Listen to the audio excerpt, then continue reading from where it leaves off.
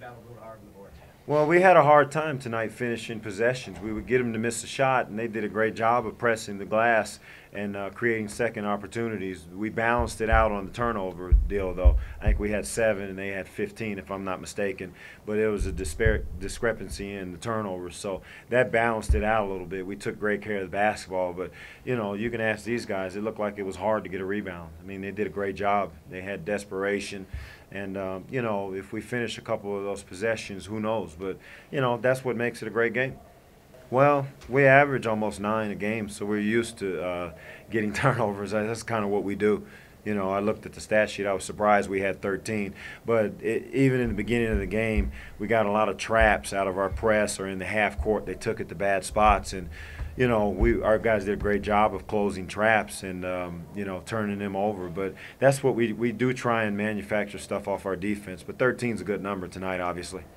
That's pretty much what the game comes down to, because they were getting to the free throw line. And I don't know the final stats on the free throws. It came down to turnovers and points off turnovers. But, that's how we make our living. We score off our defense. And I think that was probably the stat of the game.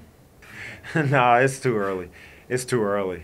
All I think about is being blessed to have one more game here, and hosting the regional. We just, at this point, you got to look at the small picture and think about the next game, and just stay focused. Our whole theme for this whole build-up right here, and even for I don't know how many games we've won in a row, that tells you how much I pay attention to it, is we've been able to have the ability to focus just on the next thing, one game, and that's really hard to do when you're on a long win streak and guys get excited and they want to look towards the next thing. And to me, you just got to keep your eyes down and just keep working.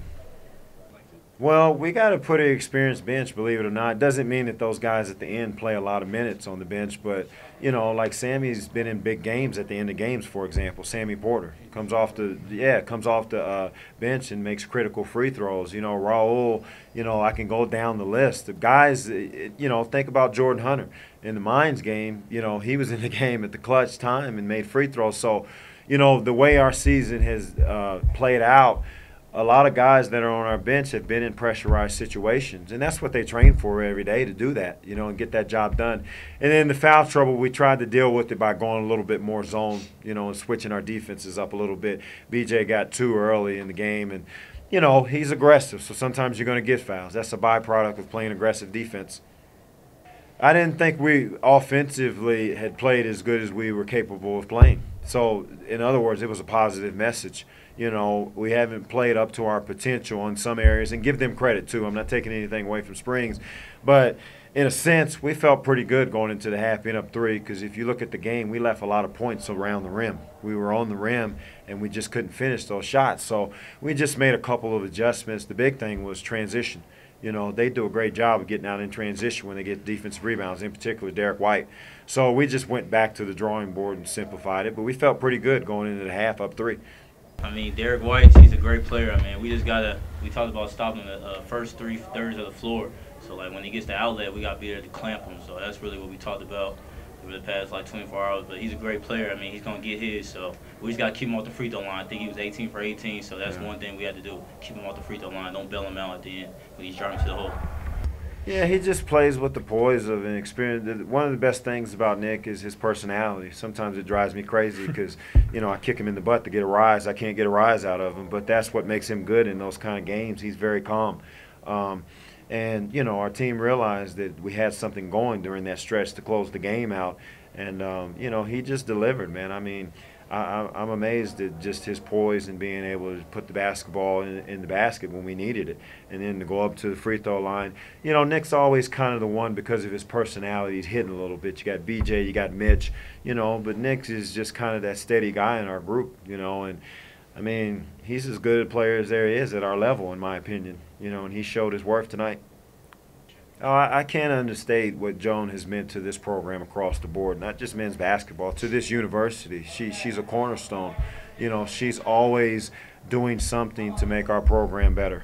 you know, and a lot of times she's in the backdraft. She doesn't get a lot of credit, but I always give Joan credit because obviously she had faith to entrust me with this thing right here.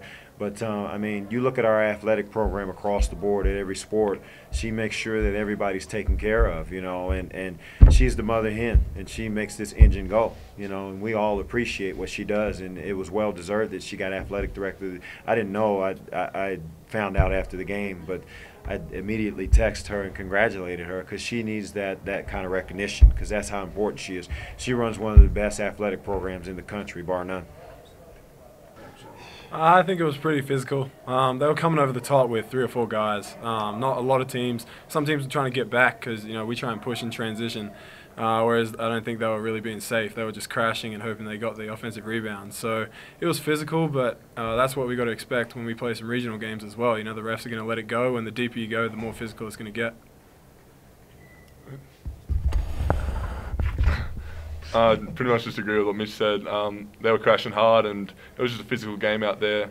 Both teams were competing and using their bodies everywhere. So I'm pretty sure we just battled all game, and luckily we got the result. It's an advantage because the other teams have to travel. But at the same time, if you're not ready to go, then you're going to get beat. So, you got to prepare and you got to be confident and play your game and just do the best we can. I think the crowd tonight was amazing. UCCS brought a lot of people, and credit goes to our Metro State as well. We had a lot of fans out there cheering all game, so it was just a fun game to be a part of. Both schools were going at it on the floor and off the floor, so it was just a great environment and happy we got the result.